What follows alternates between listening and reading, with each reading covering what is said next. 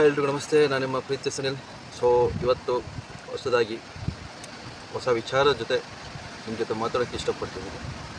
ಏನಪ್ಪ ಅಂದರೆ, no emotional drama, no attachment, no feelings. ಇವಾಗಿನ ಹುಡುಗರ ಪರಿಸ್ಥಿತಿ ಏನಾಗಿದೆ ಅಂದರೆ, ನಂದು, ನಮ್ಮವರು, ನನ್ನವಳು, ಈ ಥರ ಅಟ್ಯಾಚ್ಮೆಂಟಿಗೆಲ್ಲ ಬಿದ್ದು ತುಂಬ ಜನ ಹಿಂಸೆ ಪಡ್ತಾ ಇದ್ದಾರೆ, ತುಂಬ ಜನ ಪ್ರಾಣ ಬಿಟ್ಟಿದ್ದಾರೆ. ಸೊ ನಾನು ಕೇಳ್ತಿರೋದು ಏನಕ್ಕೆ ಅಟ್ಯಾಚ್ಮೆಂಟ್ ಬೇಡ ಅಂತ. ಬೇಡ, ಅಟ್ಯಾಚ್ಮೆಂಟ್ ಬೇಡ. ನೀವೇನು ಗೊತ್ತಾ, ನೀವು ಯಾವುದೇ ವಸ್ತು ಮೇಲೆ ನೀವು ಅಟ್ಯಾಚ್ಮೆಂಟ್ ನೀವು ಇಟ್ಕೊಂಡ್ರೆ, ಅಥವಾ ಯಾವುದೇ ಒಂದು ವ್ಯಕ್ತಿ ಮೇಲೆ ನೀವು ಅಟ್ಯಾಚ್ಮೆಂಟ್ ಇಟ್ಕೊಂಡ್ರೆ, ದೇವರಾಣೆ ಹೇಳ್ತೇನೆ, ಅವರು ನಮ್ಮನ್ನು ಅಳಿಸುವಷ್ಟು ಇನ್ನು ಯಾರು ಅಳಿಸಲ್ಲ. ಅದಕ್ಕೆ ನಾನು ಹೇಳ್ತಿದ್ದೀನಿ, ನೋ ಅಟ್ಯಾಚ್ಮೆಂಟ್ ಬೇಡ, ಅಟ್ಯಾಚ್ಮೆಂಟ್ ಬೇಡ.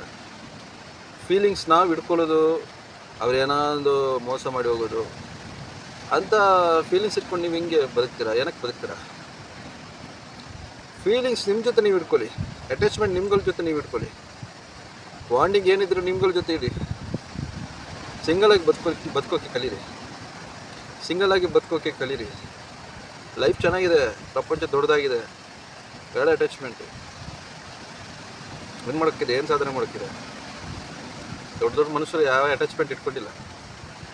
ಓಕೆ, ಮನುಷ್ಯರ ಜೊತೆ ಅಟ್ಯಾಚ್ಮೆಂಟ್ ಇಟ್ಕೊಂಡಿಲ್ಲ, ಅಥವಾ ಮನುಷ್ಯರ ಜೊತೆ ಕೂಡ ಬಾಂಡಿಂಗ್ ಇಟ್ಕೊಂಡಿಲ್ಲ.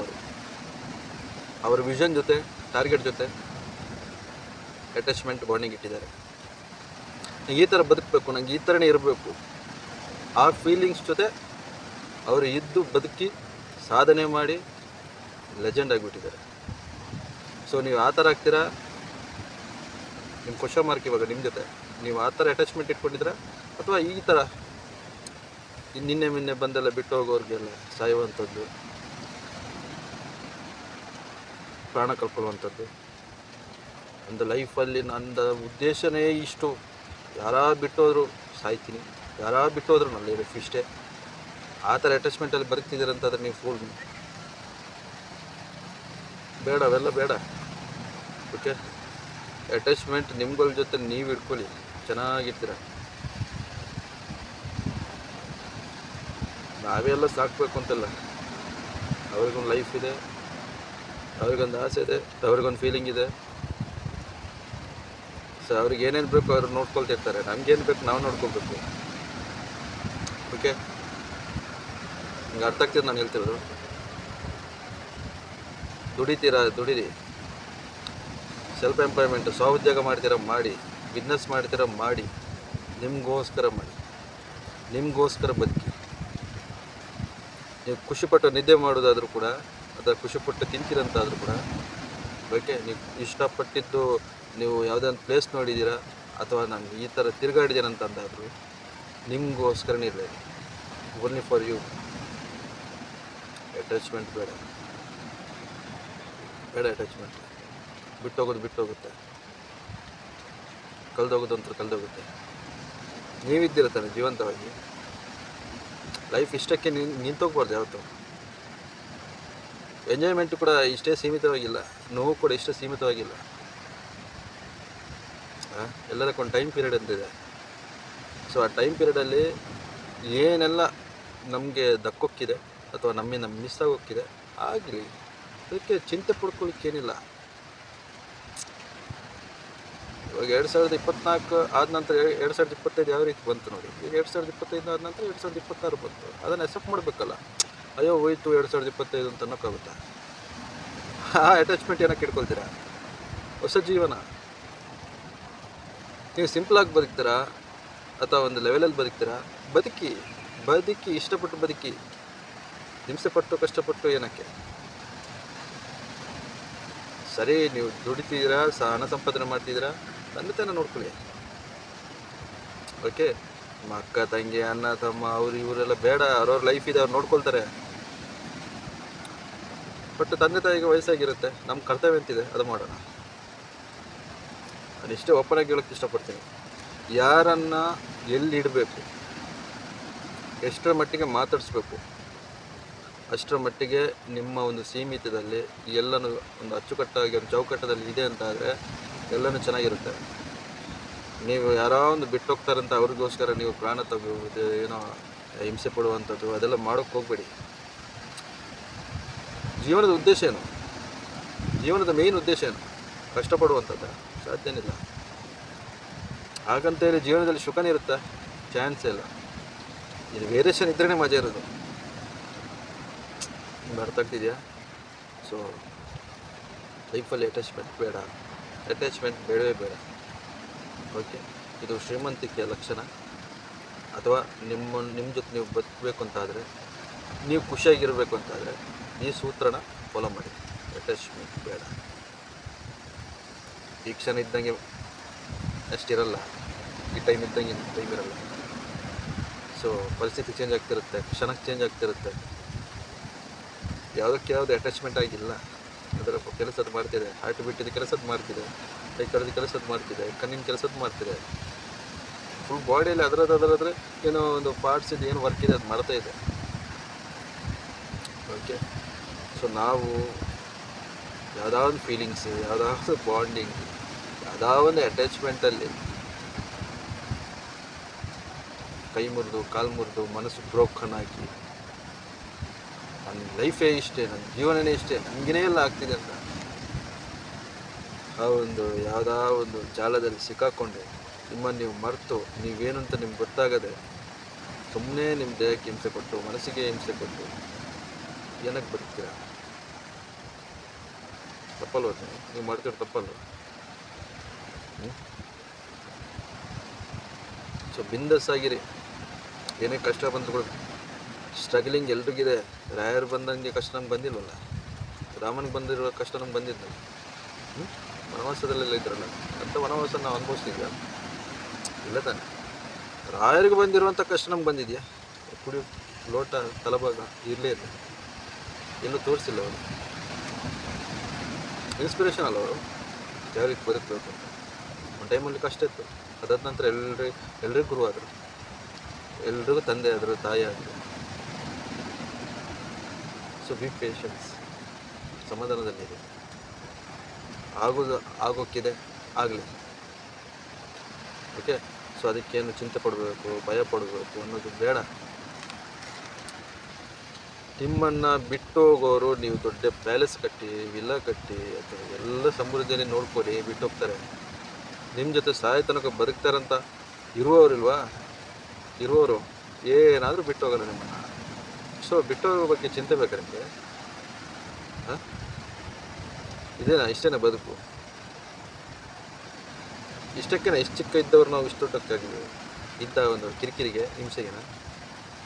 ಲೈಫ್ ಎಂಜಾಯ್ ಮಾಡಿ. ಎಂಜಾಯ್ ಮಾಡಲೇಬೇಕು. ನೀವು ಸಾಯ ಮುಂಚೆ ಎಂಜಾಯ್ ಮಾಡಲೇಬೇಕು. ನೀವು ಖುಷಿಯಿಂದಿರಿ. ಟ್ರಾವೆಲ್ ಮಾಡೋಕ್ಕಿದೆಯಾ? ಟೂ ವೀಲರ್ ಇದೆಯಾ? ಮಾಡಿ. ದೊಡ್ಡ ಮಟ್ಟಿಗೆ ಬೇಡ. ನಿಮಗೆ ಈ ಥರ ಒಂದು ಮೈಂಡ್ ಏನೋ ಫ್ರೆಶ್ನೆಸ್ ಬೇಕು, ಫ್ರೀ ಆಗಬೇಕು, ಈ ಥರ ನಂಗೆ ಹೋಗ್ಬೇಕು ಅಂತ ನೋಡಿ. ನೋಡಿ, ದುಡ್ಡಿನ ಜೊತೆ ಬಾಂಡಿಂಗ್ ಇಟ್ಕೊಳ್ಳಿ, ಚೆನ್ನಾಗಾಗ್ತೀರ.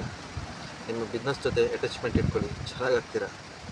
ನಿಮ್ಮ ಜೊತೆ ನನಗೆ ಹಿಂಗೆ ಬಟ್ಟೆ ಹಾಕಬೇಕು, ಈ ಥರ ಕಾಣಬೇಕು ಅನ್ನೋ ಫೀಲಿಂಗ್ಸ್ ನಿಮ್ಮ ಜೊತೆ ಇಟ್ಕೊಳ್ಳಿ, ದೇವರನ್ನು ಉದ್ಧಾರ ಆಗ್ತಾರೆ. ನಿಮ್ಮನ್ನು ಬಿಟ್ಟು ಇನ್ಯಾರ ಜೊತೆಗ ಅಟ್ಯಾಚ್ಮೆಂಟ್ ಇಟ್ಕೊಂಡ್ರೆ ಅದು ಸರಿ ಬರೋಲ್ಲ. ಓಕೆ, ನನ್ನ ಮಾತು ನಿಮಗೆ ಅರ್ಥ ಆಗ್ತಿದೆಯಾ, ಅರ್ಥ ಆಗಿಲ್ವಾ ನನಗೆ ಗೊತ್ತಾಗ್ತಿಲ್ಲ. ಬಟ್ ಈ ಅಟ್ಯಾಚ್ಮೆಂಟ್ ಬಾಂಡಿಂಗ್ ಫೀಲಿಂಗ್ಸ್ ನಿಮ್ಮ ಜೊತೆ ಬೇಕು. ಕಾರ್ ಬೇಕಾ, ಮನೆ ಬೇಕಾ? ಸೊ ಅದು ನಿಮ್ಮ ಫೀಲಿಂಗ್. ಅದು ನನಗೆ ಇಂಥದ್ದೊಂದು ಬೇಕು, ಇಂಥದ್ದು ಫೀಲಿಂಗ್ ಅದು. ಬಟ್ ಯಾವುದೇ ಎಲ್ಲದಕ್ಕೂ ಒಂದು ಅಟ್ಯಾಚ್ಮೆಂಟು ಒಂದು ಸೀಮಿತವಾಗಿರ್ತಾರೆ, ಸೀಮಿತವಾಗಿ. ನಮ್ಮ ಕಾರ್ ಕೂಡ ಖುಷಿ ಕೊಡಲ್ಲ, ಮನೆ ಕೂಡ ಖುಷಿ ಕೊಡಲ್ಲ. ಬಟ್ ನಿಮ್ಮ ಖುಷಿ ನಿಮ್ಮ ಒಳಗಿದೆ. ನೀವು ಯಾವುದೇ ಒಂದು ಮೆಟೀರಿಯಲ್ ಅಲ್ಲ, ಅಥವಾ ಯಾವುದೋ ವಸ್ತು ಅಲ್ಲ, ಅಥವಾ ಯಾವುದೋ ವ್ಯಕ್ತಿಯಿಂದ ನೀವು ಖುಷಿ ಬಯಸಬೇಡಿ. ನಿಜವಾಗ್ಲು ನಿಮ್ಮತನ ಏನಿದೆ ಅದರಲ್ಲಿ ಬದುಕಿ. ಓಕೆ, ಮತ್ತು ನಿಮ್ಮತನ ಜೊತೆ ಆ ಒಂದು ಬಾಂಡಿಂಗ್ನ ಹೆಚ್ಚಿಗೆ ಇಟ್ಬಿಡಿ. ನಾನು ಈ ಥರ ಬದುಕಬೇಕು, ನಾನು ಈ ಥರ ಇರಬೇಕು, ನಾನು ಈ ಥರ ಸಾಧನೆ ಮಾಡಬೇಕು. ಓಕೆ, ಸೊ ಈ ಥರ ನಿಮ್ಮ ಜೊತೆ ಚೆನ್ನಾಗಿರೋ ಫೀಲಿಂಗ್ ಇಟ್ಕೊಳ್ಳಿ. ಇವಾಗ ನಾವು ಬದುಕಿದ್ದೀವಿ, ನಾಳೆ ಏನೋ ಒಂದು ಟೈಮ್ ಬರುತ್ತೆ ಸಾಯ್ತೀವಿ. ಅದರ ಒಳಗೆ ನಾನು ಎಷ್ಟು ಚೆನ್ನಾಗಿ ಬದುಕಿದ್ದೀನಿ ಅನ್ನೋ ಫೀಲಿಂಗ್ ನಿಮ್ಮ ಜೊತೆ ಇರಬೇಕು. ಅದಕ್ಕೆ ಎಲ್ಲ ಅಟ್ಯಾಚ್ಮೆಂಟ್, ಬಾಂಡಿಂಗ್, ಫೀಲಿಂಗ್ಸ್ ಎಲ್ಲನೂ ನಿಮ್ಮ ಮೇಲೆ ಇರಬೇಕು. ನಿಮ್ಗಂತ ಟೈಮ್ ಕೊಡಿ. ಓಕೆ, ಅದಾದ ನಂತರ ನಿಮ್ಮದೇ ಆಯ್ಕೆಯಾಗಿರಲಿ. ಇನ್ನೊಂದು, ನೀವು ಏನಾದರೂ ಒಂದು ಲೈಫಲ್ಲಿ ಏನಾದರೂ ಮಾಡ್ತೀರಂತಾದರೆ, ಲೈಫಲ್ಲಿ ಏನಾದರೂ ಮಾಡ್ತೀರಾ, ನನಗೇನಾದರೂ ಮಾಡಬೇಕು, ಸಾಧನೆ ಅಥವಾ ಲೈಫ್ ಚೇಂಜ್, ಆರ್ಡಿನರಿ ಲೈಫಿಂದ ಎಕ್ಸ್ಟ್ರಾರ್ಡಿನರಿ ಲೈಫಿಗೆ ಬರಬೇಕು ಇಂಥ ಒಂದು ಮೈಂಡ್ಸೆಟ್ ಇಟ್ಕೊಂಡೆ, ಯಾರು ಲೈಫಲ್ಲಿ ಒಂದು ಉದ್ಧಾರ ಆಗಿದ್ದಾರೆ, ಲೆಜೆಂಡ್ ಆಗಿದ್ದಾರೆ, ಅವ್ರದ್ದು ವಿಷನ್ ಫುಲ್ಫಿಲ್ ಮಾಡಿ, ಟಾರ್ಗೆಟ್ ಫುಲ್ಫಿಲ್ ಮಾಡಿ ಒಂದು ಲೆವೆಲಲ್ಲಿ ಇದ್ದಾರೆ ನೋಡಿ, ಅವ್ರದ್ದು ಮಾತು ಕೇಳಿ, ಅವ್ರದ್ದು ಕತೆ ಕೇಳಿ, ಅವ್ರದ್ದು ಮೈಂಡ್ಸೆಟ್ನ ನೀವು ಇಟ್ಕೊಳ್ಳಿ. ಅದನ್ನು ಬಿಟ್ಟು ಅದೋ ಒಂದು ಏನಂತಾರದಕ್ಕೆ, ಎಲ್ಲ ಒಂದು ಪಾಡ್ಕಾಸ್ಟ್ ನೋಡಿ, ಯಾವುದೋ ಒಂದು ಬುಕ್ಸ್ ನೋಡಿ, ಅಥವಾ ಏನೊಂದ ಮತ್ತೊಂದ ನೋಡಿ, ನಿಮ್ಮ ಜೊತೆ ಮಚ್ಚ ಹಿಂಗೆ ಮಾಡ್ಬೇಕು ಮಚ್ಚ ಹಿಂಗೆ ಮಾಡ್ಬೇಕು ಮಚ್ಚ ಅಂತ ಅವ್ರದ್ದೆಲ್ಲ ಮಾತು ಕೇಳೋಕ್ಕೋಗ್ಬೇಡಿ. ರಿಯಲ್ ಆಗಿ ಲೈಫಲ್ಲಿ ಯಾರು ಉದ್ಧಾರ ಆಗಿದ್ದಾರೆ, ಯಾರು ತಮ್ಮ ಒಂದು ವಿಷನ್ನ ಕಂಪ್ಲೀಟ್ ಮಾಡಿ, ಒಂದು ಬಿಸ್ನೆಸ್ ಆಗಿರ್ಬೋದು, ಆ ವ್ಯಕ್ತಿತ್ವದ ಜೊತೆ ಅವರೊಂದು ಏನೋ ಸಾಧನೆ ಮಾಡಿ ಒಂದು ಅಜೆಂಡಾ ಊರಿದ್ದಾರೆ ನೋಡಿ, ಅವ್ರ ಮಾತು ಕೇಳಿ. ಸಕ್ಸಸ್ ಆಗಿರೋರಂಥ ಮಾತು ಕೇಳಿ. ಸಕ್ಸಸ್ ಆಗದಿರೋರ ಹತ್ರ ಅಥವಾ ಸಕ್ಸಸ್ಗೆ ಇನ್ನೇನೋ ಹುಡುಕಾಟ ಮಾಡೋರ ಜೊತೆಲ್ಲ ಹೆಚ್ಚಿಗೆ ಮಾತು ಬೇಡ. ಮಾಡಿರೋರ ಜೊತೆ ಮಾಡಿ. ಅವ್ರದ್ದು ಪಾಡ್ಕಾಸ್ಟ್ ನೀವೇ ನೋಡಿ, ಅವ್ರ ಮಾತು ಹೇಗಿರುತ್ತೆ, ಯಾವ ರೀತಿ ಬದುಕಿದ್ದಾರೆ. ಓಕೆ, ಕೃಷ್ಣ ಯಾವುದರ ಹಿಂದೆ ಹೋಗಿಲ್ಲ, ಕೃಷ್ಣನ ಹಿಂದೆ ಎಲ್ಲ ನಿಂತು. ಸೊ ಇದೆಯಾ ಮೈಂಡ್ಸೆಟ್ ನಿಮ್ಮ ಹತ್ರ? ಇದೆಯಾ? ನೀವು ಎಲ್ಲಿ ತನಕ ನಿಮ್ಮ ಜೊತೆ ಅಟ್ಯಾಚ್ಮೆಂಟ್ ಇರೋದೆ, ನೀವು ಹೊರಗಿನ ವ್ಯಕ್ತಿಗಳ ಜೊತೆ ಅಟ್ಯಾಚ್ಮೆಂಟ್ ಇಟ್ಕೊಳ್ತೀರಂತಾದರೆ ಬರೀ ನೋವು, ಬರೀ ಬೇಜಾರು, ಬರೀ ಹಿಂಸೆ. ಓಕೆ, ಅಟ್ಯಾಚ್ಮೆಂಟ್ ನಿಮ್ಗಳ ಜೊತೆ ಇರಬೇಕು. ನಾನು ಈ ಟೈಮಲ್ಲಿ ಏನಿರಬೇಕು, ಹೇಗಿರಬೇಕು, ನನ್ನ ಬದುಕು ಯಾವ ರೀತಿ ಇರಬೇಕು, ನಿಮ್ಗಳ ಜೊತೆ ಫೀಲಿಂಗ್ ಇಟ್ಕೊಂಡು ನನಗೆ ಮುಂದುವರಿರಿ. ಯಾರು ಬೇಕಾಗಿಲ್ಲ. ಒಬ್ಬಂಟಿ ಜೀವನದಲ್ಲಿ ಚೆನ್ನಾಗಿದೆ. ನಿಮ್ಮ ಜೊತೆ ನೀವು ಯಾವಾಗ ಅಟ್ಯಾಚ್ಮೆಂಟಲ್ಲಿ ಇರ್ತೀರ ನೋಡಿ, ನಿಮ್ಗೆ ಜನನೇ ಬೇಕಾಗಿಲ್ಲ. ಸಿಂಗಲ್ ಹುಲಿಯಾಗಿರುತ್ತೆ ನೋಡಿ, ಹಂಗೆ ಇರ್ತೀರ ನೀವು. ನಿಮಗೆ ಒಂದು ಸಟ್ಟಾಗಿರುತ್ತೆ, ನಿಮಗೆ ಪ್ರಕೃತಿ ಕೂಡ ಸಪೋರ್ಟ್ ಮಾಡುತ್ತೆ. ಓಕೆ, ಲೈಫ್ನ ಎಂಜಾಯ್ ಮಾಡಿ, ಖುಷಿಯಾಗಿರಿ. ನಿಮ್ಗೆ ಏನು ಆಸೆ ಪಟ್ಟಿದ್ದೀರಾ ಅದರ ಹಿಂದೆ ಸ್ವಲ್ಪ ಹೋಗಿ, ಸ್ವಲ್ಪ ಹೊತ್ತು ನಂತರ.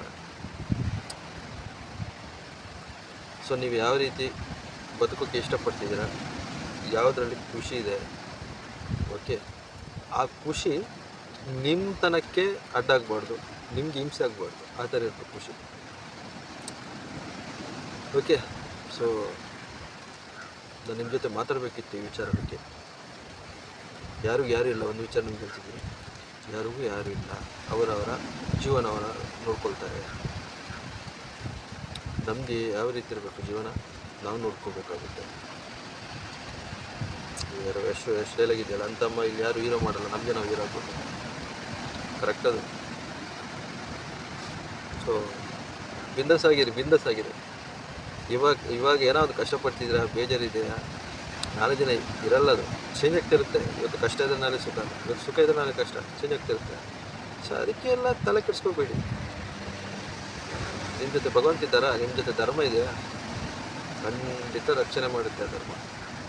ಓಕೆ, ಮಾತಾಡೋದಿದ್ದು ಚೆನ್ನಾಗಿ ಮಾತಾಡಿ. ಫಾಲ್ತು ಮಾತಾಡೋರ ಜೊತೆ ನೀವು ಯಾವುದೇ ಜಗಳ ಅಥವಾ ಏನೋ ಒಂದು ರಿವೆಂಜ್ ಯಾವುದು ಬೇಡ. ಅದು ಅವ್ರ ತನ, ನಮ್ಮ ಥರ ಚೆನ್ನಾಗಿದೆಯಲ್ಲ, ಮುಂದುವರಿಬೇಕು ಅಷ್ಟೇ. Okay, so thank you. ಇದನ್ನು ಮುಂದುವರಿಸ್ತೀನಿ ನಾನು ಈ ವಿಡಿಯೋನ.